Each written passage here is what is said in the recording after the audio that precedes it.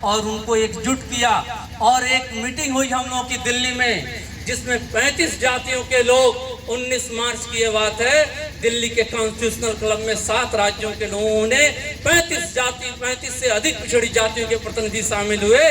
और जब हमने 1450 RTI किया देश के विभिन्न मंत्रालयों में और विभागों में, तो निकल के आया कि हम सेंट्रल सेक्रेटरिएट में, जहां से पूरे देश की योजनाएं बनती हैं, हमारा वहां 1% का भागीदारी है। सुप्रीम कोर्ट में आज भी आपके ओबीसी समाज का, यादव तो छोड़ दीजिए, बहुत दूर की बात है, पूरे ओबीसी समाज का जो देश की आबादी का 60 से 70% हिस्सा है, एक भी जज आपका सुप्रीम कोर्ट में जज नहीं है। आप सोचिए, आप सेंट्रल सेक्रेटरिएट में नहीं है। जब यूजीसी में हमने RTI किया, जहां सेंट्रल यूनिवर्सिटीज का हमने ब्यौरा मांगा, हमने कहा बताओ कितने हमारे प्रोफेसर हैं ओबीसी के, कितने असिस्टेंट प्रोफेसर हैं और कितने एसोसिएट प्रोफेसर हैं। वहां जो डाटा निकल के आया वो आपका दिमाग घुमा देगा।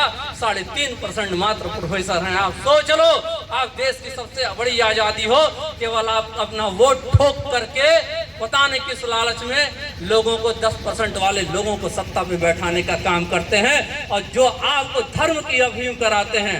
ये बताइए, आपसे बड़ा हिंदू कौन है?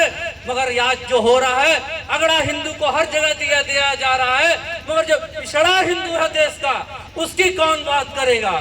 जो ओबीसी है उसकी कौन बात करेगा? जो दलित अल्पसंख्यक है उसकी कौन बात करेगा? बाबा साहब अम्बेडकर को धन्यवाद देना चाहिए हम लोगों को, जिन्होंने संविधान में आपके लिए आर्टिकल 349 का प्राविधान करा दिया। क्योंकि ओबीसी के जो नेता थे उस वक्त चुप रहने का काम, मौन होने का काम किया करते थे, मगर बाबा साहब अम्बेडकर और तमाम दलित नेता थे जिन्होंने अपनी दूरदृष्टि लगा करके SC/ST समाज को आबादी के अनुसार 22.5% का आरक्षण दिलाने का काम किया। आपको एक चीज और मालूम होना चाहिए, जानकारी रखिए, क्योंकि नेता लोग ये सारी बातें आपको नहीं बताते हैं, वे केवल बताते हैं अपने फायदे की चीज, आपके फायदे की चीज को कहीं ना कहीं छुपाने का काम करते हैं। तो सबसे पहले आज कलयुग चल रहा है, कहा गया है संघे शक्ति कलयुगे, कलयुग में संघ की शक्ति काम करती है, टीम वर्क काम करती है। और जहां टीम नहीं है, आपको अकेले बांटो और राज करो की आज भी नीति चल रही है, जो मैकाले अंग्रेज की नीति थी। साथियों, आज आपको समझना पड़ेगा। जब देखा कि जब हमारी भागीदारी कहीं है ही नहीं, तो मैं हाईकोर्ट, इलाहाबाद हाईकोर्ट गया।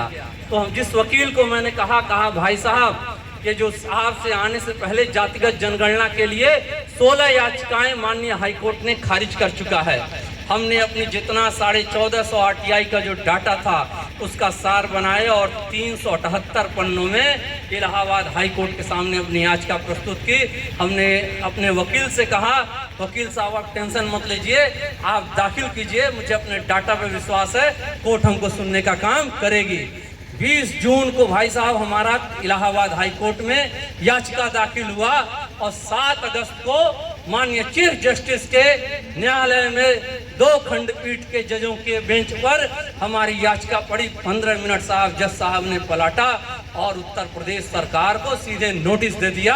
कहा बताओ उत्तर प्रदेश में जाति जनगणना क्यों नहीं, 2 हफ्ते के अंदर जवाब दो। और उसके बाद जो सरकार के वकील 10 वकील खड़े हुए थे, वो सब खड़े हुए कहे माननीय न्यायाधीश महोदय 2 हफ्ते का समय कम है, 4 हफ्ते का समय हमें दिया जाए। जज साहब ने कहा ठीक है, आप 4 हफ्ते का समय लीजिए, जवाब दीजिए। मगर विडम्बना देख लीजिए, अभी तक जवाब नहीं दिया है इन लोगों ने। और जब फ्रंट पेज पे दूसरे दिन अखबारों में 8-9 अगस्त को निकला, तो उसके बाद कुछ नेताओं ने, विपक्ष के विधायकों ने मुझे फोन किया, कहा भाई साहब आप अपनी याचिका दे दीजिए, हम विधानसभा में उठाने का काम करेंगे। हमने उनको अपनी याचिका दे दिया और उन्होंने याचिका को विधानसभा में उठाया और पूछा कि माननीय मुख्यमंत्री जी आप जातिगत जनगणना कब कराओगे? ये कोर्ट ने ऐसा बोला। आदरणीय मुख्यमंत्री जी ने, योगी आदित्यनाथ जी ने कहा कि हम जाति जनगणना नहीं कराएंगे। अच्छा ये आप बता दीजिए कि जब आपके वहाँ शादी विवाह होता है और जब आपके वहाँ बारात आती है या बारात जाती है, तो अगुआ पूछते हैं कि बताइए क्या संख्या होगी, उसी हिसाब से हम व्यवस्था करेंगे बारातियों की खातिरदारी की।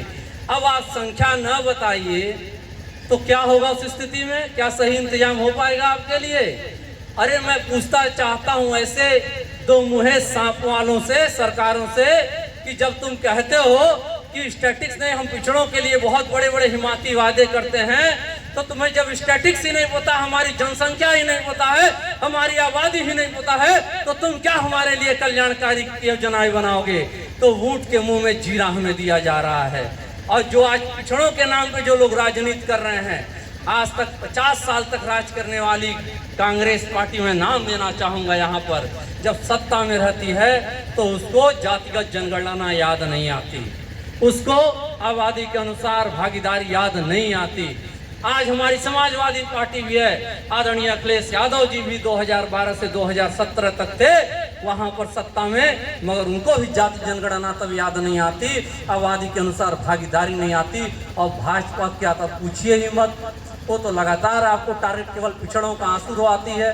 2018 की बात है, माननीय राजनाथ सिंह जी गृह मंत्री हुआ करते थे, उस वक्त उन्होंने कहा कि हम जाति जनगणना कराएंगे जब 2019 में हमारी सरकार आ जाएगी। मगर झूठ के लोग, इनसे बड़ा झूठा इसी नाते उन्हें झूठों की पार्टी कही जाती है। 2019 में फुल मैंडेट के साथ उनकी सरकार बनी, मगर क्या हुआ? जाति जनगणना नहीं हुआ। क्यों नहीं हो रहा है? इसके पीछे राज जानिए, क्योंकि जब उनको पता चल जाएगा यादवों की आबादी कितनी है, कुर्मियों की आबादी कितनी है, विश्वकर्मा की आबादी कितनी है, तमाम जायसवाल जो पिछड़े व्यापारी हैं उनकी आबादी कितनी है, तो ये सब अपना हक हिस्सा लेने के लिए रोड पे आ जाएंगे, एकजुट हो जाएंगे। और जो हम लोग मुट्ठी भर लोग राज कर रहे हैं वो राज खत्म हो जाएगा, देश में विद्रोह मच जाएगा। मगर एक बात जान लेना दोस्तों, मेरे भाइयों, यदुकुल के समर्थ साथियों, की दो काल है।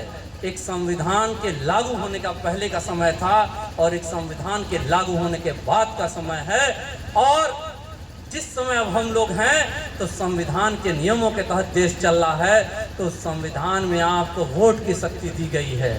वोट की शक्ति को अपने एकजुट कीजिए, पहचानिए, और जिस दिन आप चाह देंगे गांव के ग्राम पंचायती से लेके प्रधानमंत्री की कुर्सी तक आपके कब्जे में होगी। 60% के अलावा कोई टिकट वोट दे या न दे, आप केवल अपने बाहुबल में अपनी सरकार बना लेंगे। मगर सभी जातियों को साथ लेके चलना होगा। कहीं ना कहीं यादवों को बदनाम करने का काम किया गया कि केवल ये एक पार्टी के लोग हैं। तो हम यदुवंशी तो हमेशा अन्याय अत्याचार के खिलाफ लड़ते रहे हैं। आज इस महर्षियों की धरती पर, जैसा कि इसे कहा जाता है कि जो बहराइच है ब्रह्मा जी की राजधानी रही है, यहाँ तमाम ऋषियों तपस्वियों मनुष्यों ने तपस्या करके अपनी शक्तियों का अर्जन किया। तो अगर बहराइच की जनता जिस दिन जाग जाएगी, उस दिन पूरे देश में ओबीसी समाज एकत्रित हो जाएगा और आपकी तपस्या सबसे ऊपर आकर के बोलने का काम करेगी। और जिस दिन जाति जनगणना हो गया, आपको आबादी के अनुसार भागीदारी से कोई नहीं रोक सकता। और एक एक पिछड़े के परिवार में जो नौजवान बेरोजगार बैठा हुआ है, उसको रोजगार मिलेगा। तो आज आपका संविधान को बदलने की भी कहीं ना कहीं चेष्टा की जा रही है। तो सतर्क रहिए, समझ के रहिए, एकजुट रहिए, यही हमारा आग्रह है। और हम चाहेंगे कि आप यदुवंशी हैं और यदुवंशियों की धारा में अपना यदुवंशी का जो यदुकुल का झंडा है उसको जरूर लहराने का काम कीजिए। जैसा कि तमाम विद्वानों ने कहा, शिक्षित होइए। अगर आप शिक्षित हैं तो आपको कोई मूर्ख नहीं बना सकता। आप ज्ञानवान हैं, कोई आपको भटका नहीं सकता।